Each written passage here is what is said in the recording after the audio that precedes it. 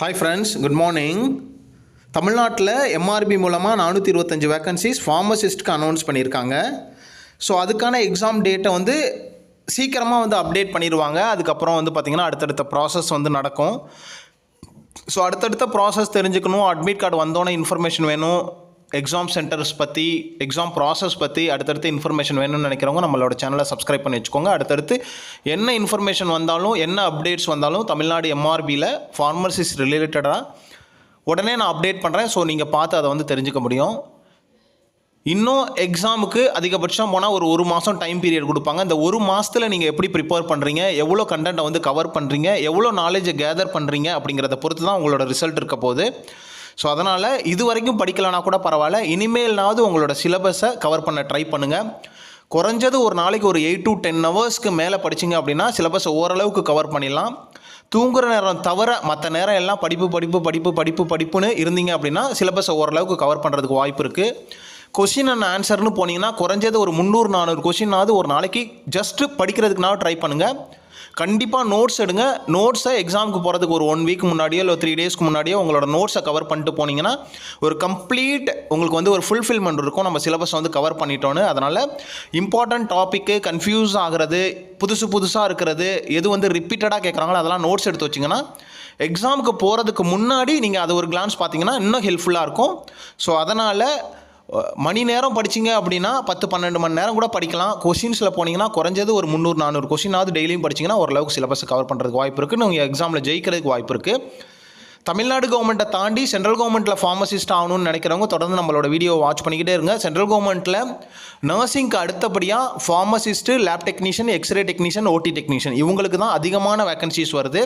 So தொடர்ந்து watch பண்ணிக்கிட்டே இருந்தீங்க அப்படின்னா சென்ட்ரல் கவர்மெண்ட்டில் வர வேகன்சிஸை நம்ம அப்டேட் பண்ணுவோம். ஸோ அதை பார்த்து நீங்கள் எக்ஸாமை அப்ளை பண்ணி கிளியர் பண்ணுறதுக்கு நிறைய வாய்ப்புகள் இருக்குது. ஸோ இந்த வீடியோவில் நம்ம என்ன பார்க்க போகிறோம் அப்படின்னு பார்த்தீங்கன்னா ஒரு 15 கொஷின் இதுக்கு முன்னாடி கட்ட ஓல்டு கொஷின் பேப்பரில் இருந்து ஒரு 15 கொஷின் வித் ஆன்சரோடு நம்ம பார்க்க போகிறோம். ஆன்சர்ஸை நான் கடைசியில் தான் சொல்ல போகிறேன். இது ஒரு செல்ஃப் அசஸ்மெண்ட் வீடியோவாக தான் நம்ம பார்க்க போகிறோம்.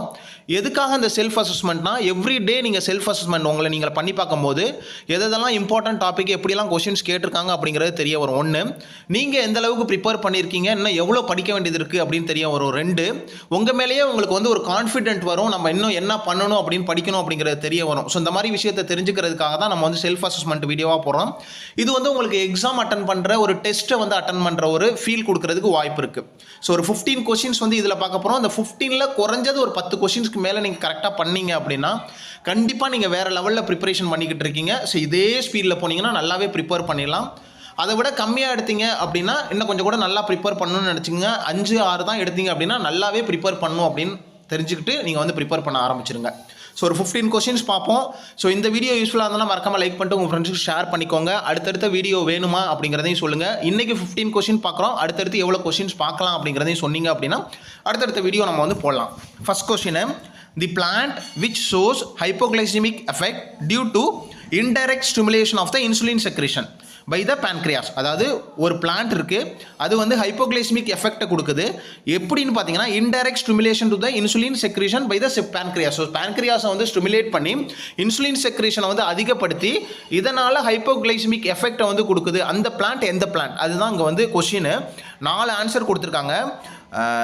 ஸ்ட்ரைக்னோஸ் மிக்ஸோமிகா அப்படின்ட்டு 1, தென் ஜின்கோ பிலோபா அப்படின்னு 2, தென் ஜிம்னிமா சில்வெர்ஸ்ட்ரா அப்படின்ட்டு 3, நான் 4th பார்த்தீங்கன்னா லாசோனியா இன்னர் மிஸ் அப்படின்ட்டு 4th. ஸோ இந்த 4 ஆன்சரில் எது கரெக்டான ஆன்சர்னு நோட் பண்ணி வச்சுக்கோங்க. கடைசியில் நான் ஆன்சர் சொல்லும் போது நீங்கள் அதை கரெக்ட் பண்ணிக்கலாம். ஸோ ஸ்ட்ரைக்னோஸ் மிக்ஸோமிகா. ஸோ அந்த இது கொஞ்சம் பார்த்தீங்கன்னா பொட்டானிக்கல் நேமாக இருக்கிறதுனால கொஞ்சம் ப்ரொனன்சியேஷனில் கொஞ்சம் டிஃபிகல்ட்டிஸ் இருக்கலாம். ஜின்கோ பிலோபா, தென் ஜிம்னிமா சில்வெர்ஸ்ட்ரே, லாசோனியா இன்னர் மிஸ் அப்படின்ட்டு ஒரு 4 ஆன்சர் கொடுத்துருக்காங்க. இது கரெக்டான ஆன்சர் என்ன? ஸோ எந்த பிளான்ட் ஹைப்போகிளைசிமிக் எஃபெக்ட் கொடுக்குது? Second question,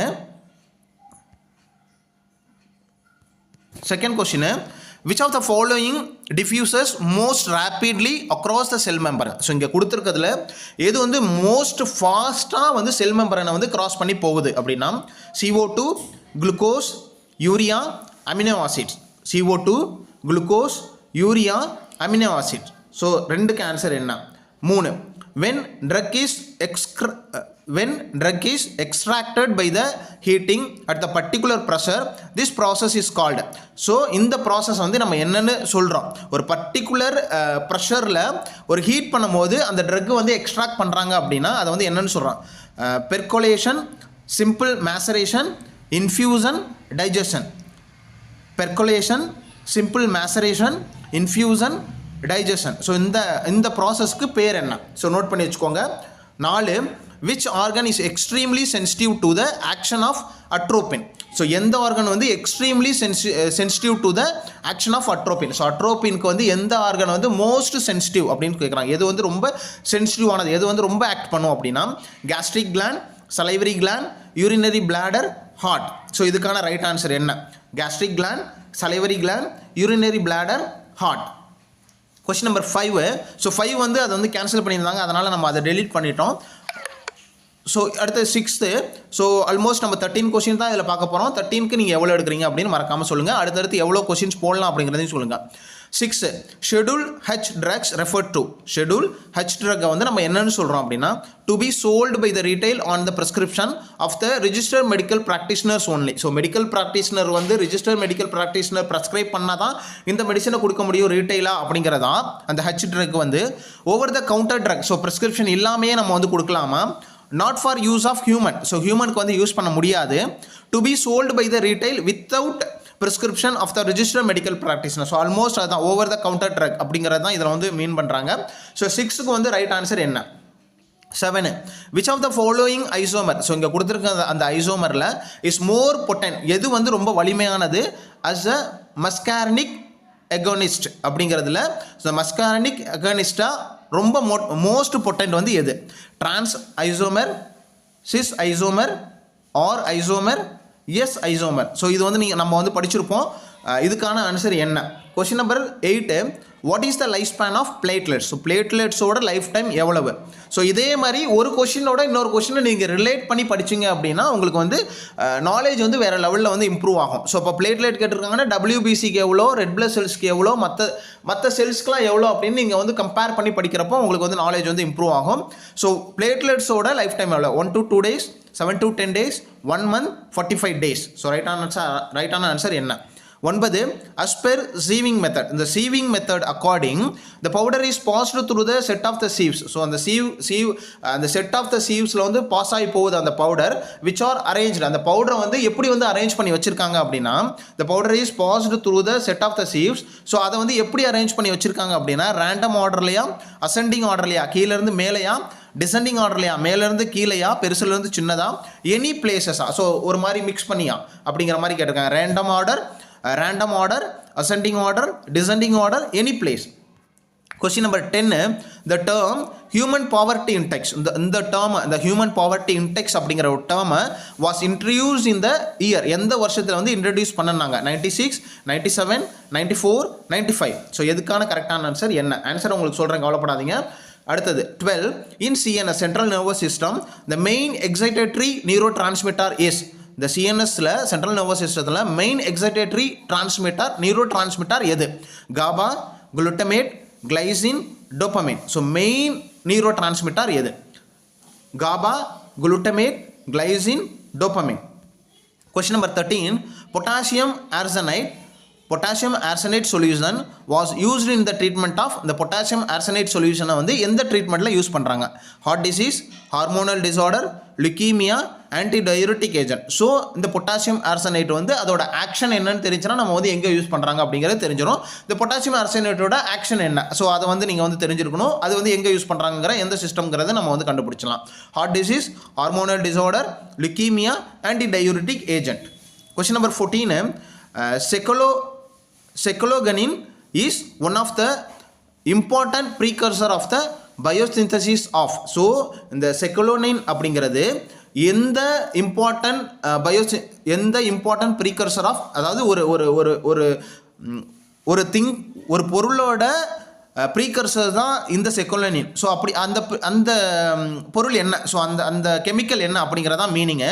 செக்கோலனின் is the one of the important precursor of the biosynthesis of இந்த பொருளோட பயோசிந்தசிஸ் ஆஃப் த ப்ரீகர்சர் தான் வந்து பார்த்திங்கன்னா செக்கோலனின். ஸோ அந்த பொருள் என்ன? தென் ஸ்கோபாலமின் அண்ட் கஃபைன் அப்படின்னு கொடுத்துருக்காங்க. Scopolamine and caffeine, quinine and vincristine, epinephrine and hyoscine, morphine and berberine. So இதில் வந்து எது கரெக்டான answer? 1, 2, 3, 4? Question number 15, niacin injection is prepared by the reacting. So இந்த நியாசின் இன்ஜெக்ஷன் வந்து எப்படி வந்து ப்ரிப்பேர் பண்ணுறாங்க, எதோட ரியாக்ட் பண்ணுறதுனால இந்த நியாசின் இன்ஜெக்ஷன் வந்து ப்ரிப்பேர் ஆகுது, இதான் question. Niacin with heavy water, niacin with sulphuric acid, niacin with sodium hydroxide, niacin with hydrochloric acid. So இதுக்கான ஆன்சர் என்ன? ஸோ ஆன்சர்ஸை சொல்கிறேன், கரெக்டாக நீங்கள் வந்து செக் பண்ணி பார்த்துக்கோங்க. 13க்கு 10க்கு மேலே எடுத்திங்கன்னா very good preparation, excellent preparation. ஒரு 7, 8 இருந்துருந்துன்னா ஓகே. அதுக்கும் கம்மியாக இருந்தீங்கன்னா இன்னும் நிறையா ப்ரிப்பேர் பண்ணணும், நிறையா படிக்க வேண்டியிருக்குன்னு நினச்சிக்கோங்க. இன்னும் டைம் இருக்குது. உட்காந்து ஒரு நாளைக்கு 300-400 கொஸ்டின்லாம் படிச்சுக்கிட்டே போனீங்க அப்படின்னா ஒரு நாளைக்கு 300-400 கொஸ்டினா 10 நாளைக்கே 4000 கொஸ்டின் ஆச்சு. ஒரு மாதத்துக்கு கிட்டத்தட்ட 12000 கொஸ்டின்ஸ்க்கு மேலே ஆச்சு. அதை தாண்டி வரப்போகிறதுல எல்லா சிஸ்டத்தையும் நீங்கள் கவர் பண்ணிடலாம். ஸோ உட்காந்து படிங்க, நிறைய நேரம் படிங்க, நிறைய கொஸ்டின்ஸ் பாருங்கள், நிறைய விஷயம் தெரிஞ்சுச்சுன்னா அந்த இடத்துல நீங்கள் சக்ஸஸ் ஆகிடலாம். ஸோ ஆன்சர்ஸை பார்த்துடலாம். ஓகே, ஆன்சர்ஸை நம்ம கீழேருந்தே பார்த்துடலாம். Niacin injection prepared by the reacting, அதுக்கு வந்து ஆன்சர் என்னென்னா நியாசின் வித் சோடியம் ஹைட்ரோகுளோரைடு அப்படின்னு கொடுத்துருக்காங்க. Niacin injection is prepared by reacting. எதோட ரியாக்ட் பண்ணுறதுனால இந்த நியாசின் இன்ஜெக்ஷன் ப்ரிப்பேர் பண்ணுறாங்கன்னா நியாசின் வித் த சோடியம் ஹைட்ரோகுளோரைடுனால ரியாக்ட் பண்ணுறதுனால உங்களுக்கு வந்து இந்த நியாசின் இன்ஜெக்ஷன் வந்து ப்ரிப்பேர் பண்ணுறாங்க. ஸோ ரைட்டான ஆன்சர் வந்து பார்த்திங்கன்னா உங்களுக்கு இங்கே எதுனா 4. ஸோ 4ன்னு யார் வந்து நோட் பண்ணி வச்சுருக்கீங்க, அது வந்து கரெக்டு. தென் இங்கே வந்து அடுத்தது the secolinin is one of the important precursor of the biosynthesis of எதனா 14க்கு வந்து ரைட்டான ஆன்சர் குவினின் அண்ட் வின்கிறிஸ்டின். இதோட பயோசிந்தசிஸோட ப்ரீகர்சர் தான் வந்து பார்த்தீங்கன்னா செக்கோலினின். ஸோ செக்கலோகனின். ஸோ இது ஒரு 14க்கு ரைட் ஆன்சர் வந்து பார்த்தீங்கன்னா எதுனா குவினின் அண்ட் வின்கிறிஸ்டின். ஸோ செகண்ட் தான் ரைட் ஆன்சர். தென் வந்து பார்த்திங்கன்னா உங்களுக்கு 13 பொட்டாசியம் ஆர்சனேட் வந்து எங்கே யூஸ் பண்ணுறாங்க அப்படின்னு பார்த்தீங்கன்னா லுக்கீமியாவில். ஸோ பிளட் கேன்சரில் உங்களுக்கு வந்து யூஸ் பண்ணுறாங்க. ஸோ ரைட் ஆன்சர் வந்து லுக்கீமியா 3rd. அடுத்தது கொஸ்டின் நம்பர் 12, இன் சிஎன்எஸில் வந்து மெயின் நியூரோ டிரான்ஸ்மிட்டர் எதுன்னு பார்த்தீங்கன்னா இந்த எக்ஸைட்டேட்டரி மெயின் நியூரோ டிரான்ஸ்மிட்டர் வந்து பார்த்தீங்கன்னா குளுட்டமேட். நல்லா நோட் பண்ணிக்கோங்க, குளுட்டமேட். ரைட்டான ஆன்சர் வந்து 2. அடுத்தது கொஷின் நம்பர் 11. ஸோ 11க்கு வந்து இந்த ஹியூமன் பாவர்ட்டி இன்டெக்ஸ் வந்து இன்ட்ரடியூஸ் பண்ணது வந்து பார்த்தீங்கன்னா 97ல். ஸோ ரைட் ஆன்சர் வந்து 2. அடுத்தது தென் ஸோ 10வது கேன்சல் ஆகிடுச்சு. இருந்தாலும் கொஷின் நான் உங்களுக்கு சொல்கிறேன். What is the incubation period of the pneumonic plague அப்படின்னு ஒன்று கொடுத்துருக்காங்க. இதை வந்து கூகுள் பண்ணி பாருங்கள். இது something is wrong in the question, அதனால தான் அவங்க வந்து கேன்சல் பண்ணி விட்ருக்காங்க. இந்த கொஷின் வந்து தப்பாக இருக்கலாம், அப்படி இல்லைனா இவங்க கொடுத்துருக்க ஆன்சர் வந்து தப்பாக இருக்கலாம். நீங்கள் கொஷினை வேணால் கூகுளில் செக் பண்ணி பார்த்துக்கோங்க. கொஷின் நம்பர் 9, இந்த சீவிங் மெத்தடில் வந்து எப்படி வந்து அரேஞ்ச் பண்ணியிருக்காங்கன்னு பார்த்தீங்கன்னா டிசெண்டிங் ஆர்டரில். ஸோ டிசெண்டிங் அப்படின்னா பார்த்தீங்கன்னா மேலேருந்து கீழே பெரிய நம்பர்லேருந்து சிறிய நம்பர் வரைக்கும் வந்து டிசெண்டிங் பண்ணி தான் அந்த இதை வந்து செட்டை வந்து அரேஞ்ச் பண்ணியிருக்காங்க. கொஷின் நம்பரு இதுக்கு வந்து ரைட்டான ஆன்சர் 9க்கு வந்து பார்த்தீங்கன்னா 3 தான் ரைட்டான ஆன்சர். தென் வந்து பார்த்தீங்கன்னா 8. ஸோ 8 வந்து பார்த்தீங்கன்னா what is the life span of platelet வந்து 8க்கு வந்து 7 to 10 days. ரைட்டான ஆன்சர் வந்து 2. 7 to 10 days தான் ரைட்டான ஆன்சர். இதே மாதிரி பிளட் ப்ராடக்ட்டுக்கும் உங்களுக்கு வந்து கேட்குறதுக்கு வாய்ப்பு இருக்குது. லைஃப் டைம் எவ்வளோ அப்படின்ட்டு லைஃப் ஸ்பேன் ஆஃப் பிளட் ப்ராடக்ட்டுக்கும் உங்களுக்கு கேட்குறதுக்கு வாய்ப்பு இருக்குது. பிளேட்லெட்டுக்கு வந்து நம்ம வந்து எவ்வளோ வந்து கொடுப்போம் அதெல்லாம் கேட்குறதுக்கு வாய்ப்பு இருக்குது, நோட் பண்ணிக்கோங்க. Then 7, which of the following isomer is most potent அப்படிங்கிறது வந்து பார்த்தீங்கன்னா ரைட்டான ஆன்சர் ட்ரான்ஸ் ஐசோமர். இதுதான் வந்து மோஸ்ட் வலிமையான ஐசோமர் வந்து எதுன்னு பார்த்தீங்கன்னா உங்களுக்கு வந்து பார்த்தீங்கன்னா trans isomer. That means first one is the right answer. Question number 6, schedule H drug அப்படின்னா எதை சொல்கிறோம் அப்படின்னு பார்த்தீங்கன்னா 6க்கு to be sold by the retail on the prescription of the registered medical practitioner only. So ரைட்டான answer வந்து 1 தான். So இதுக்கு வந்து 1 ஆன்சர். ப்ரிஸ்கிரிப்ஷன் இருந்தால் மட்டும்தான் நம்ம வந்து அந்த ட்ரக்கை வந்து கொடுக்க முடியும். கொஷின் நம்பர் 5 இது கேன்சல் ஆகிடுச்சு. ஸோ இந்த கொஷின் வேணாம். தென் வந்து பார்த்தீங்கன்னா question number 4, which organ is extremely sensitive to the action of atropine. Extremely sensitive வந்து பார்த்தீங்கன்னா உங்களுக்கு சலைவரி கிளாண்ட். ஸோ அதனால தான் அந்த அட்ரோபின் கொடுக்குறப்ப உங்களுக்கு வந்து செக்ரேஷன்லாம் கம்மியாகும். ஸோ அதனால தான் அட்ரோபின் கொடுப்பாங்க. ஸோ அனஸ்தீசியா கொடுக்குறதுக்கு முன்னாடி கூட அட்ரோபின் எதுக்காக கொடுக்குறாங்கன்னா அவங்களுக்கு வந்து இந்த செக்ரேஷனை கம்மி பண்ணுறது கூட அந்த அட்ரோபினை கொடுப்பாங்க. இதுவும் one of the action. So இதோட எக்ஸாக்ட் ஆக்ஷன் என்ன அப்படிங்கிறத நம்மளோட கமெண்ட்டில் சொல்லுங்கள். இந்த ஆக்ஷனுக்கு பேர் ஒன்று இருக்குது, இந்த அட்ரோபினோட அந்த ஆக்ஷனுக்கு ஒரு பேர் ஒன்று இருக்குது. என்ன ஆக்ஷன் சொல்லுங்கள். Question number 3, then which drug is extracted by heating the particular pressure in the process is called, அது வந்து digestion அப்படின்னு சொல்கிறாங்க. So which drug is extracted by the heating at the particular pressureல ஹீட் பண்ணி அந்த எடுக்கிற அந்த ட்ரக்கை வந்து அந்த ப்ராசஸ்க்கு பேர் வந்து டைஜஷன் அப்படின்னு சொல்கிறாங்க. ஞாபகம் வச்சுக்கோங்க. இது எனக்கு கொஞ்சம் கன்ஃபியூஸ்டாக இருக்குது, இதை வந்து நீங்கள் செக் பண்ணி பார்த்துக்கோங்க இந்த ஆன்சரை. அடுத்தது வந்து பார்த்தீங்கன்னா உங்களுக்கு கொஸ்டின் நம்பர் 2, மோஸ்ட் ரேப்பிடாக கிராஸ் பண்ணி போகிறது, செல் மெம்பரை கிராஸ் பண்ணி போகிற அந்த டிஃப்யூஸ் மெத்தட் மூலமாக கிராஸ் பண்ணி போகிறது எதுன்னு பார்த்தீங்கன்னா CO2. ரைட்டான ஆன்சர் வந்து CO2, carbon di oxide. Question number 1 வந்து பார்த்தீங்கன்னா இந்த பிளான்ட் எது வந்து ஹைப்போகிளைசெமிக் எஃபெக்ட் கொடுக்குது அப்படின்னு பார்த்தீங்கன்னா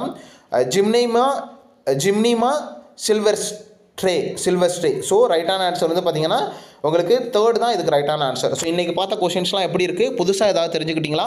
இன்னொரு விஷயம் சொல்கிறேன், டி ஃபார்ம் தான் இதுக்கு வந்து குவாலிஃபிகேஷனு, ஆனால் ஃபார்ம் டி வரைக்கும் கூப்பிட்ருக்காங்க அப்படின்னு சொல்லி ஒரு கமெண்ட் வந்து பார்த்தேன்.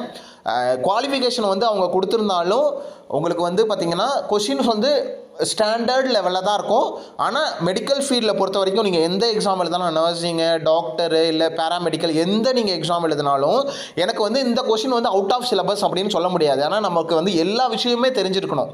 அதனால் சிலபஸை போட்டு நீங்கள் குழப்பிக்காதீங்க. உங்களுக்கு என்ன டாபிக் கொடுத்துருக்காங்களோ அது எல்லாத்தையும் கவர் பண்ணுறதுக்கு ட்ரை பண்ணுங்கள். மேக்ஸிமம் ட்ரை பண்ணுங்கள். நிறையா படிச்சிங்கன்னா எப்படியாப்பட்ட எக்ஸாம் இருந்தாலும் கிளியர் பண்ணிடலாம். ஸோ இது வந்து வீடியோ நம்பர் 1. அடுத்தடுத்த வீடியோ நம்ம வந்து போடுவோம். நீங்கள் எந்த அளவுக்கு சப்போர்ட் பண்ணுறீங்க, எந்த அளவுக்கு ஃபார்வர்ட் பண்ணுறீங்க, எந்த அளவுக்கு லைக் பண்ணுறீங்க அப்படிங்கிறத பொறுத்து அடுத்தது எவ்வளோ கொஸ்டின்ஸ் போடலாம் அப்படிங்கிறதையும் சொல்லுங்கள். Wish you all the best. நல்லா படிங்க, நிறைய படிங்க. இந்த அடுத்த ஒரு மாதம் 1.5 மாதத்தில் நீங்கள் படிக்கிறது தான் உங்களுக்கு எக்ஸாமில் தெரிய வரும். Wish you all the best. Thank you.